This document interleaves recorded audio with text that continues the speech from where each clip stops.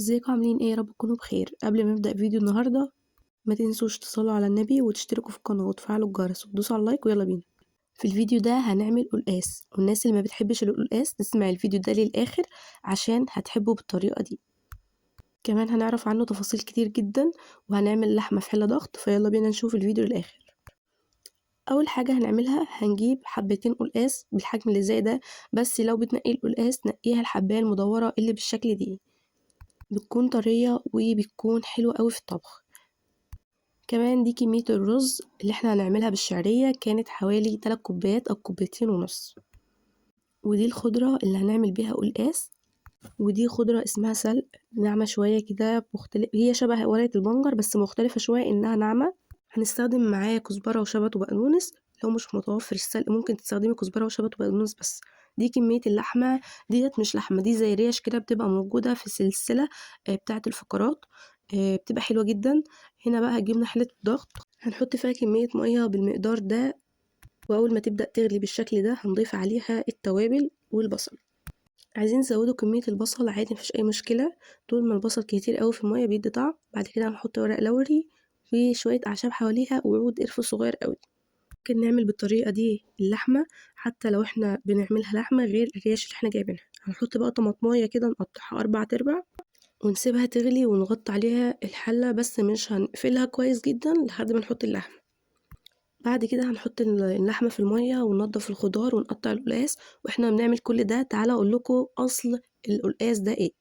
موطن القلقاس ده في جنوب شرق اسيا، نبات غني جدا بالنشا.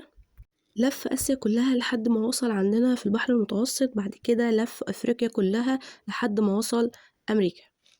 كمان إنه شبيه بالبطاطس بس مش في نفس المستوى بتاع النشا الموجود في البطاطس. طب إيه فوائد القلقاس؟ أولا كده إن هو غني بالألياف، بعد كده البوتاسيوم، بعد كده المغنيسيوم، بعد كده فيتامين وبروتين، يعني فوائد من الدرجة الأولى. عشان الناس اللي ما بتاكلوش تسمع الفيديو ده وتعملي عليه لايك وتروح تعمله وتاكله. قبل ما اكمل هقول لكم ان احنا بنقطع الورقه الخضراء بس ونسيب الجذور اللي فوق، نفس اللي هنعمله في الشبت والبقدونس والكزبره. تعالوا بقى نكمل ان القلقاس ده ليه علاقه بالقصب مع المساحه. في عيد الغطاس بياكلوه، بس هي حكايته طويله جدا مع مجرجس فهنبقى نحكيها بعدين. نسيت اقول لكم ان القلقاس القطعه اللي احنا شفناها في الاول دي مجرد درنه من النبات نفسه. موسمه من شهر 10 غالبا لحد شهر 2 متوفر. لقيت مثل حلو قوي عن القلقاس بيقول اللي ما ياكلش قلقاس يوم الغطاس يصبح من غير راس. ده المثل اللي انا عرفته. وطبعا ليه اسماء كتير قوي، من اول ملف اسيا لحد ما وصل افريقيا لحد ما وصل امريكا. الصينيه اللي انا وريتها لكم دي حطيت فيها كميه من الشبت والبقدونس والكزبره وتوم، وشلت كميه على جنب هدقهم. تعالوا بقى ننضف القلقاس. اول حاجه قطعنا راسه بالشكل ده، ماما اللي كانت بتعمل وانا كنت بصور وبساعدها. انتوا بتجيبوا القلقاس هاتوها حباية مدورة عشان تكون طرية وكمان تبقى سهلة معاكم في التقطيع. ماما بقى قطعته الأول، بعد كده هتقشره. هي حاولت انها تخليه متساوي بس هو تقطيعه صعب جدا. بعد كده هتقشره ونروح بقى للسلق. حطينا معلقة زبدة أو سمنة، هنسيحها كده مع السلق ده، ونحاول ان احنا نفرد السلق في الصينية عشان كله ياخد لون. بعد ما نقلبه نفرده زي ما انتوا هتشوفوني بعمل معاكم.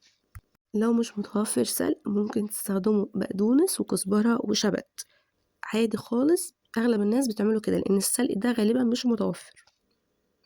هيبدأ اصلا الورقة كده يحصل لها حالة انكماش فبتقل من حجمها، فهتبدأ انها تتسخط خالص زي ما انتوا بتشوفوا كده لحد ما تبدأ تتلون اللون الاسود. هو ده اللون المطلوب. طبعا بقى التوم بيحمر معاه، وبعد كل ده هنروح نضربه في الخلاط، بس بنوصل للون اللي انتوا هتشوفوه كمان شوية. بتأسف على صوت المكتوم ده عشان لسه البرد مأثر معايا، فادعولي. بعد كده بقى هنبدأ ان احنا نقطع القلقاس كده مكعبات.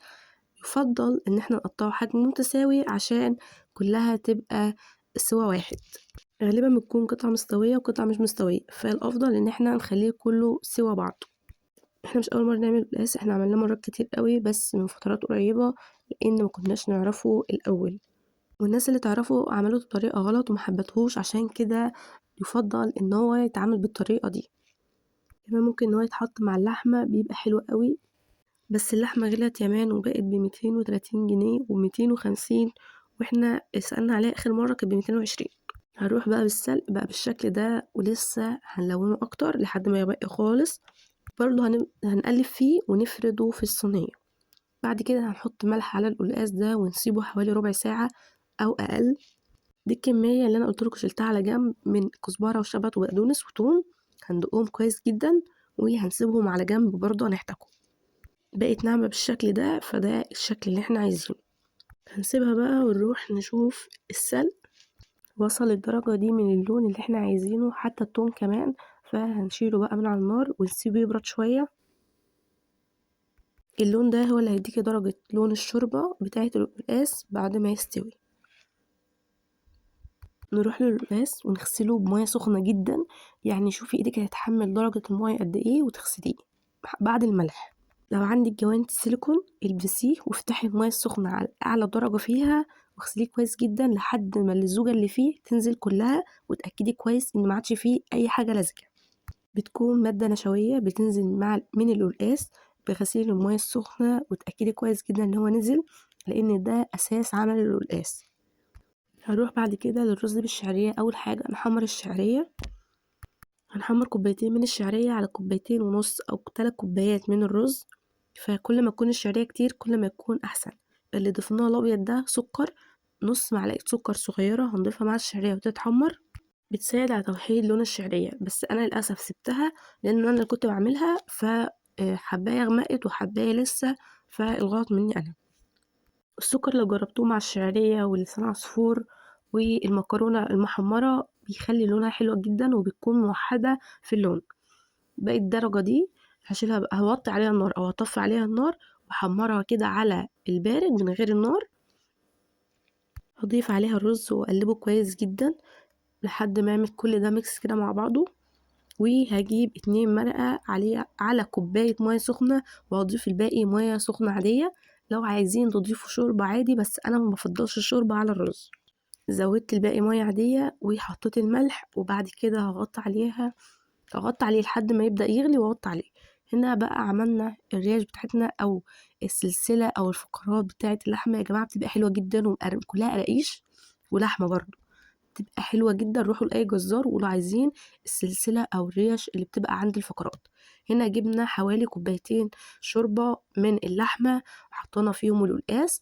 لسه مش هيغلي، هنجيب الدقة اللي احنا عملناها مع بعض، هتبقى عاملة زي معلقة، وهنضيفها على الشوربة دي. أول ما تضيفيها هتاخد لون أخضر.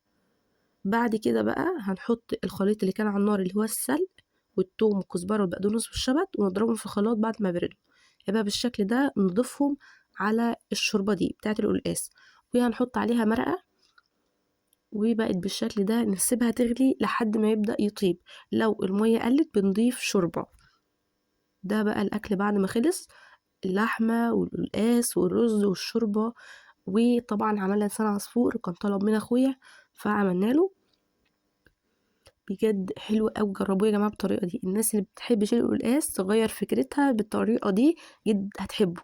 هنا بقى المخلل زودناه تاني على فكره بس بنفس الميه، زودناه تاني وزودنا ميه وزودنا ملح. بس ده فيديو النهارده، ما تنسوش تعملوا لايك واشتراك وتشاركوا الفيديو في كل مكان، وتوصلونا لأكبر عدد من اللايكات، وتقولوا لي رأيكم تحت في الكومنتات بالطريقة دي. ولو عندكم أي طريقة تانية للقلقاس قولي تحت في الكومنتات. وأشوفكم في فيديو جديد في رعاية الله.